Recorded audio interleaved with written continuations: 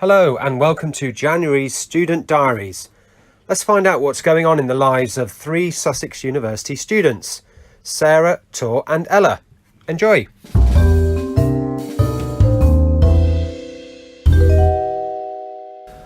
Hi Sarah, how are you? Hi, I'm good, thanks. How are you doing? Excellent, I'm fine. All looking forward to finding out what you've been up to in the last month. How's it been? It's been good. It was mostly Christmas holidays, so it was lots of catching up with people from all of their different unis because we all came back home for that, like maybe 2 weeks. And then it was just hard on back at work. Yeah. So I took up 2 care packages while I was away, so that meant like twice as much work and some night shifts. So I've been doing a lot of non-academic work, just like caring and working out like health and safety and all the risks with that. So getting back into uni and then cramming for my exams when it was a big shift from like practical side of my brain to academic and psychology. So Sure. it was quite hard to do that, but now that exams are over, it's been quite nice to just chill and read and catch up with uni friends and just set the pace a little bit for the coming term instead of just being hard at it from first semester all through the holidays. So I know time has flown, and all the things you've done, if you look back, it's nice to have a break, and you've had that time away, saw your friends, got your exams out the way, so you're getting over these milestones. What have you got going on outside of your studies? So it's coming up to election time, and I'm looking at running for the Women's Student Officer. Right. So it's an elected role, and you're a sort of representative for women on the campus, which is a kind of scary thing to do as a first year student. But I went and chatted to the head of the Students' Union, the head of student involvement in the union, and they said oh, it's really good, you're enthusiastic, and that they would love me to roll for it because I've got ideas that I want to try and do to increase just women participating in the uni and feeling empowered to just exist as they want to exist. So I'm currently writing out my manifesto and trying to shape it so that it makes everyone see the ideas I want to get out there in a way that kind of resonates with them, because it's so hard to approach kind of feminism in a way that doesn't hurt someone because there are so many preconceived ideas of it. I want to be able to say, look, we're all at the same uni, we all share issues because we are women. Just because we're different doesn't mean we can't unite on that. So that's a big scary thing because I'm going to have to campaign and get myself out there, which isn't my most favourite thing to do. But Well, this is a new thing. It's brilliant. Putting yourself forward for a role like that's a lot of responsibility. What made you do that? Someone spoke to you or inspired you, or was it on your list? Well, because I do Goodnight Owls, so I'm kind of involved in student union stuff already a little bit, and I was going to do role models last semester, but did Goodnight Owls instead because it was more of a sort of developing scheme. And from that, people were saying, oh, you should enroll for something, you should try and put yourself forward, you've got all these ideas to just make things really good, and it's a shame that you're not being confident in that. So I thought, even if I don't get it, I might as well try, because if I fail, well, I'm going to have a big confidence boost because I know that I'm able to put myself forward. So it's a kind of just throw stuff at a wall and hope something sticks. So if it doesn't go well, I'm going to learn a lot from it, and I think I should start trusting other people's opinions of me more than just worrying about myself.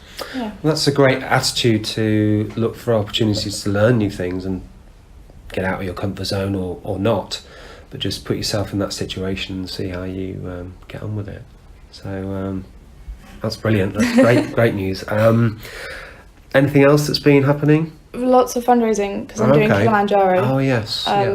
I've hit 10% mark and realised $3,000 is a lot of money to raise. So over the holidays I did some bucket collections, and I spoke to churches and my old schools. So I've set up some assemblies with my primary school, my secondary school, my sixth form. So I'm going to go and we're going to do Muffly Days, and one of my schools does an annual charity, and the annual charity is Dig Deep, so there's going to be money flowing into it. Even though it's not going to be through my account, it's still really nice to know that there's a whole school devoted to getting water in Kenya, which is really nice. And just got to keep that up. We've got our fundraising manager coming next week to chat to us. So we're all going to Right. get together as a big group and say, we'll do this event on this day, this, and kind of break it up so we have manageable chunks of just capital to raise. Wow, 3,000 by when? by the summer. So Right. I've got some time, and Yeah. yeah, And there's a group of you. there's a group or- of us. yeah. So we all raise £3,000, but Yeah. it's bucket collections work better if you're in a group of 4 or 5. It's more friendly, so sort of power of numbers. That's a good cause, and again, you know, that's a useful lesson in how to generate revenue and be creative and think of ways of using your time to hit a financial target. So again, that's going to be great. Now, in terms of your studies, you've got your exams out of the way. Have you got any big projects on the horizon? I've just got my 4 new modules coming up, and Right. they're not. Something that's new is one of my modules has presentations rather than just seminars. So we're okay. going to have to bring together ideas and discuss, and Yeah. it's just only a sort of skeletal outline on Canvas, so I can't see what we have to talk about, but it's just sort of from groups of 2 to 4, and so that'll be a new way of kind of interacting with the information and trying to just get marks in a way that's very different to usual. But I'm not too worried about it, because you can normally, with presentations, it's not too hard to just look at the people around you and say, well, they're obviously responding to this more than that, and you can change it. It's more Sure. flexible. Whereas Yeah. with an essay, as soon as you hand it in, it's just in the marker's hands. You can't change it if something goes wrong. You're or if getting you pick up- real-time feedback. Yeah, it's much easier to be dynamic in that way and improve from reading what's around you, rather than just kind of sitting in the library with your thoughts around you and writing and writing and writing. And how do you feel about that? Are you looking forward to being in that situation, or would you much rather head down, do your project, done? No, I'm looking forward to it, Yeah. definitely. I think it's been too long since I actually spoke to someone academic and did something with my brain. It's, Yeah. a whole month off for Christmas. Yeah. It's easy to sort of, your mind to just descend into drivel of scrolling through Instagram and not actually reading and enjoying learning stuff. So yeah, Good. So you haven't got the balance right. trying to get it right. Trying to Yeah, get it right. Good for you. plenty of tweaking. Good. All right. Thank you, Sarah. We'll check in with you next month. Yep. Thank you very much. Tor, hi. How are you? I'm good, thank you. How are you? Excellent. I'm very well, thank you. We're all dying to know what you've been up to in the last month. Do let us know. Yeah, it's been very, very busy. So we've had exams, Yeah. and my exams were each 3 hours long, and I had 4 exams over the course of 7 days. Wow. So that was a bit daunting and a bit stressful. Yeah. Luckily, I didn't have any assignments due in. Yeah. So my last assignment was due on the 26th of December, Right. and I thought that was quite an inconvenient date. But I finished it Christmas Eve, so I then had a lovely Christmas Eve and Christmas Day and Boxing Day. Right. So that was good. Good. Made lots of mince pies, and kind of I de-stress and kind of get my thoughts flowing by cooking. So it's quite good to kind of cook and then revise, or do my assignment then cook. And so I made lots of food for the family. Yeah. And through that, I entered for the Great British Bake Off, Did you? because I thought, might as well. My friends said that this year I'm a better cook than the people who were on. So I just kind of took it with a pinch of salt. But actually taking loads of pictures of my foods that I've made over like the past few months, even if it doesn't go anywhere, it's a really nice feeling to know what I can do. And thinking back, actually, oh my goodness, I can actually do this. So it's a good confidence booster. Fantastic. Absolutely. So you're going to put in for that then? Yeah, so I applied. The deadline was like the 4th of January. Wow. Great. Wow, I wasn't expecting that. So you've got your exams out the way, pretty hefty Yeah. timetable that week. Had a bit of time to relax and switch off, and now you're back into it, I guess. So Yes. So projects. yeah, so we have a week off here, Yeah. and I like to be prepared, and they try to release the module information, but some of the modules won't be released until we actually start, Right. which I find frustrating, because there is so much reading and essential reading and things that you kind of want to be able to get ahead, because you're always going to fall behind, no matter how academic or no matter how much time you put in. I think it is inevitable to fall behind. Yeah. And that is just part of being a student. And how does that make you feel? How do you deal with that? For me, that I don't like falling behind. Yeah. I kind of have to tell myself, actually, there is so much. One of the modules has been released, and it is 6 contact hours a week, and then it then says, we expect you to do another 10 hours outside. And that is the first module that has actually told us that how much we should be doing. So in a way it's nice, right? Because previously we've just been told by our director of student experience, who is like kind of the boss but the pastoral side, right? He said that because we're BPS accredited, which is British Psychological Society, which gives us graduate basis for chartered membership. Okay. So then we can then go on to be kind of clinical psychologists, educational psychologists, forensic psychologists. It's like a foundation, like a lawyer or an accountant. I see. So he said that because of how BPS works, it is 40 hours of work a week. And I was kind of thinking, who has that much time? Because that's like a proper job. So it is a lot. Wow. So how are you, taking time out while you're at university? I mean, you're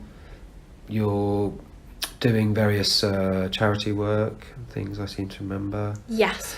Is that taking a back seat? I mean, you can't do everything, can you? Yeah, it has taken a bit of a back seat. So my work with the NSPCC and writing articles for children has taken... I'm doing less because I was focusing on my exams, but they're great at the NSPCC and they completely understand.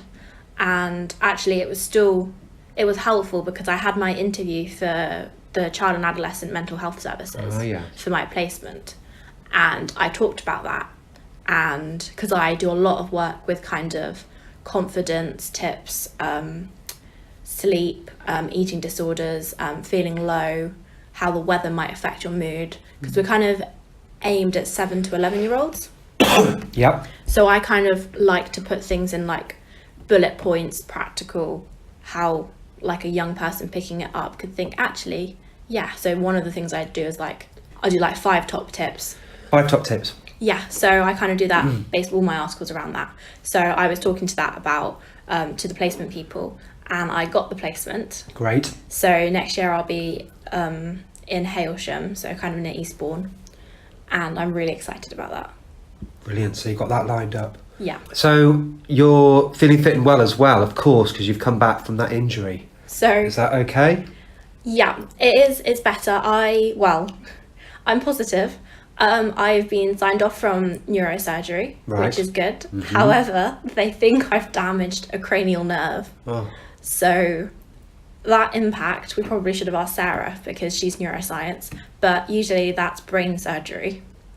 Really? But they have to check first of all, because you don't want to do brain surgery if there's nothing wrong. And also they think that I may have damaged a neurovascular thingy-mabob. So being referred to the neurovascular and neuro-ophthalmologist for that too. And then starting from the 4th of Feb, I'm in hospital for 3 weeks. Right. So that's also why I know that actually I will get more behind than my peers. Yeah. And kind of, although I've had 2 months off last term, 3 weeks seems like nothing in comparison. But statistically, one of the university staff emailed me saying, actually, we don't know how this will impact, because obviously they probably haven't looked back to see that I missed 2 months last term. Yeah. And actually my essays, my lab reports, I got a first, so it hasn't held you back? No. And they've been very supportive? Yeah. But all the same, you've got that in the back of your mind, obviously, you got that time off. So that's an extra hurdle that most students wouldn't have to deal with, right? Yeah. So, you're doing extremely well with everything that you're doing and staying on course. So next month will be interesting. Yeah, definitely. But it's been lovely to catch up with you, Tor, and thank you very much. Thank you. Hi Ella, how are you? Hi, well, thank you. Yourself? Good, I'm fine, thank you. We're all looking forward to finding out what you've been up to in the last month. Yes. How's it been? It's been fine. It's not been the busiest of 4 months in the sense that I've had just a lot of essays to write. So most of my time's been focusing on that, especially over Christmas. So didn't really feel like much of a Christmas when you've still got thousands of words worth of essays to write. But I think a lot of students are in the same position. Right. But like they were submitted on the 10th of January, so they're out the way now, which is nice. And I was hoping to have a bit of downtime, but I've actually been doing a lot of job prepping because I had 2 assessment days in the last week just gone. Okay. So I've been doing interview prep. One of them was for the Treasury in London, and for that they ask you to prep for this sort of like policy discussion. So you have to know your stuff on different policy topics that they want to talk about. So that was almost like studying for a new module at university in itself, because I was learning all sorts of stuff that I didn't know before. So yeah, I've not actually had much time to stop yet, but I'm hoping in this week I'll have a bit of a breather before term starts again next week. Okay. And sort of realign myself with what I need to do, because unfortunately both the assessment centres I didn't get the job. Yeah. Which is so disappointing, because I'd spent hours prepping for all the different components, because one of them I had to sit an exam. Okay. And then the other 2 were these sort of group discussions. Yeah. So yeah, a lot of work went into it for no reward, which is really, I feel like I'm back to square one again. So Yeah, I mean, it is disappointing, obviously, the amount of time and effort you put in when you were on your downtime. And I remember last time you said there was an interview or an assessment centre, and it was too far to get to in the middle of the week or something, and they didn't pay expenses. Exactly. So, going for these jobs do present quite a few challenges, let alone just trying to get there or trying to do the actual assessments. I mean, the Treasury one's a good example, because that's pretty unique, really, the way you've had to prepare for policies that are out there, and I mean, how did you have to read up on current affairs? Or? I knew that there would be some sort of discussion, because they had recently adapted their assessment centre, because they wanted to make it more inclusive, so not just people who interview well, but people who could also show off their knowledge or are good at exams. So they wanted to do this 3-part assessment centre to sort of give everybody's different talents a different sort of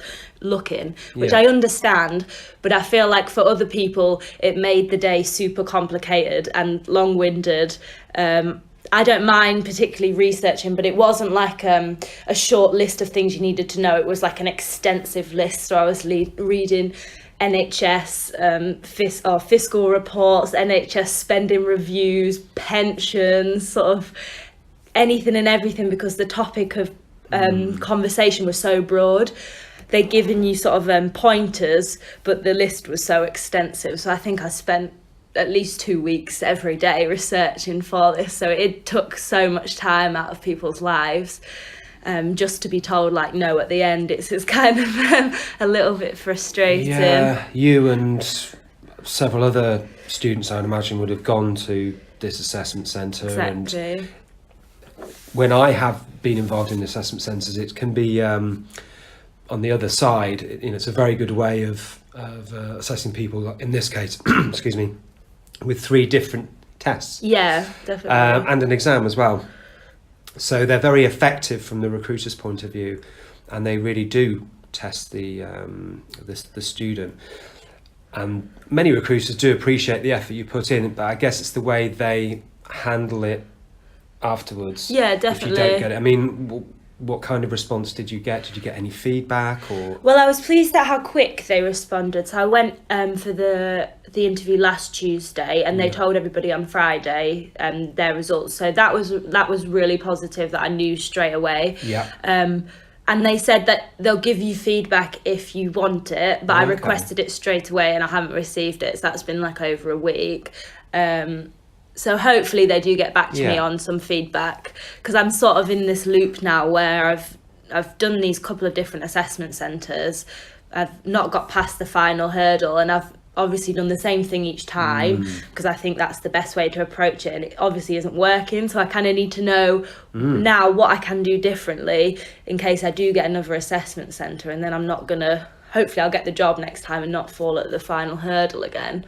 So yeah, I'm in kind of like a strange place, because in September when I started to apply for all these graduate schemes, it was with the sort of the idea that by this point now in January I'd know where I am with things and the pressure would be taken off and I'd have a nice job to look forward to in September.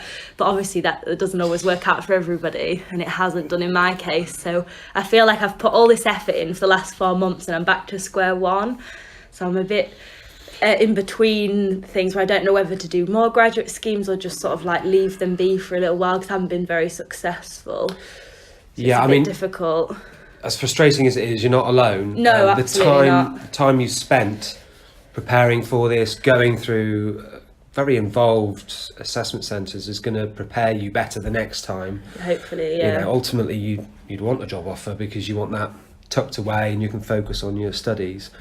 But lots of recruiters have rolling, schedules where there's no set date. So you'd be surprised how many other employers you can still apply for. You haven't missed the boat. It is a common misconception, because all your friends are going through this at the same time, and there are certain companies that do have certain timetables, but there are many others that don't. They're just probably a little bit harder to find and sort of tucked away.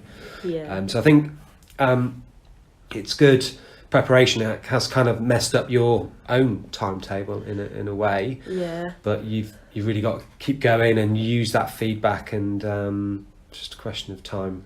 I hope so. I've popped a few different things into place. Like, I've not completely given up. So I've in the careers department at university, you can book sort of one-to-one appointments where they can review your CV and all of the things, which I did do at the start of term in September, and they seemed to think my CV was fine. But I thought it might be worth just going back and double checking. So I've got an appointment later in the week with the careers lady. So she's hopefully gonna maybe just find even just a couple of little bits that could be tweaked, that might help. And also they they look at past applications you've sent in, and they can tell you sort of which things that looked great, things that maybe you could write a little bit better to highlight your own experiences more. So I'm going to take in a couple of examples as well to see if that can help. So hopefully these pointers will give me something for the next job that I apply for. Yeah, they will. And career service are brilliant. They see lots of people in exactly the same situation every year, so definitely worth doing it. And quite a lot of students don't do it until the very last minute. So keep going on that front. I'm sure it'll be good, and it's part of the learning experience, I suppose, and the right jobs out there at some point. Yeah, I hope so. So meanwhile, your studies are rolling on as well. Your assignments that you covered, they're due in. They've gone for now. So the ones I had before Christmas, they've all been submitted. So next week when term starts, I'll have my next lot of modules to take on.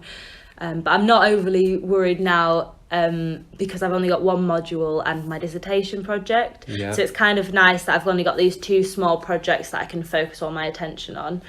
And they'll run for the next 12 weeks until term ends, and then that will be it. So it's kind of scary at the same time that I started in my first year with 4 or 5 different modules at the same time, and now I've only have sort of 2 to look after.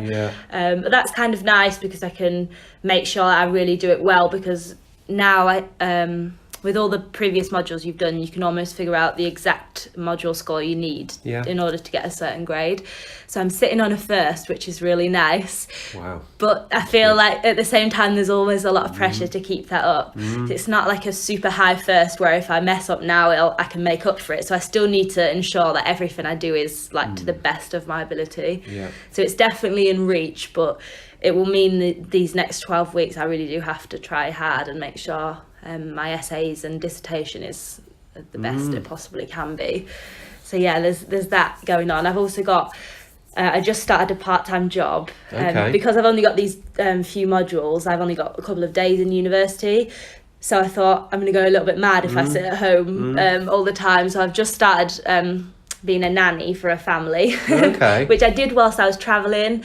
I thought I just needed something that I don't have to think too hard about, because I've obviously got a lot of brain power for all my uni subjects. So this is quite a nice little job. It's just 1 day a week, and it'll just sort of top up the money and fill my time out a little bit more. So Brilliant. So all the while your CV's getting more skills added to it and more content. So it's, you're putting yourself in a very strong position, and you've set the bar very high. Compared to your average student, you're going for a first, you're going for these sort of very graduate training programs with very well known big firms. So you're setting the bar very high. I hope so. Yeah, I think I'm also conscious of the fact that obviously your student loan runs out soon, and if I do end up landing in one of these graduate jobs that are based in London, I'll have to produce the money to put down a deposit on a house and all these sorts of things. And I don't have the family that have like the injection that can just support you, so I have to be able to, if I'm going to go for these big schemes, to actually be able to follow through on it. And I don't want to be in a position where I get offered a job and then I've done all this hard work and can't take it just because I can't afford to rent somewhere. So yeah, hopefully I'm putting myself in a position where I've got all these options and I can take them. So yeah, that's quite important too. Wow. So there's a lot I'm juggling. Yeah. I feel like it's relatively under control. Maybe ask me in a month and I might not say the same, but for now it's going okay. Yeah, sounds brilliant. You're doing extremely well. And I know you're a very keen sports person, and you have played lots of hockey, things like that. Yeah, so I've got the biggest tournament of the year comes up in February. Does it? Right. So obviously the university plays all the other universities in their league, but they also have this individual tournament. So you play with either by yourself or with your partner. But you represent the university, but it's in Sheffield in the Institute of Sport. So that's in February. Okay. And it's effectively all the best people in the country from all the universities play. There's hundreds of people in each tournament, so it's like over 3 days. It's like a massive event.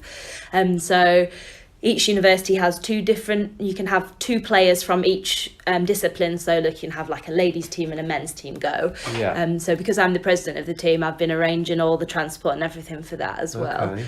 So that's the end of February, I believe. We've got 6 people going from Sussex, so that should be really good. It's a really nice 3-day tournament, and you watch some of the best people in your sport play, so it's nice for spectators and to play as well. I played a few years ago and wasn't overly successful, so I'm hoping this is my final year, so it's the year that I do relatively well. There's big prize money if you win and big trophies and stuff. Really? So yeah, it's Is a that big deal. British University Sports Association? Yes, exactly, yeah. Oh, okay. So it's run by the people that run all the university league sports as Yeah. well. It's not every single sport, but there's badminton, tennis, athletics. There's a few ones where you can play as individually. You don't need a full 11-a-side football team. Right. So yeah, it's catered for more like the specialist, smaller sports rather than big team sports. But it's a really good event. It's been run really well, and you have umpires. It's very professional, and your name comes on the screen when you go on to play. So it's really nice, and I'm glad I get to play for one last time before I leave university. Yeah.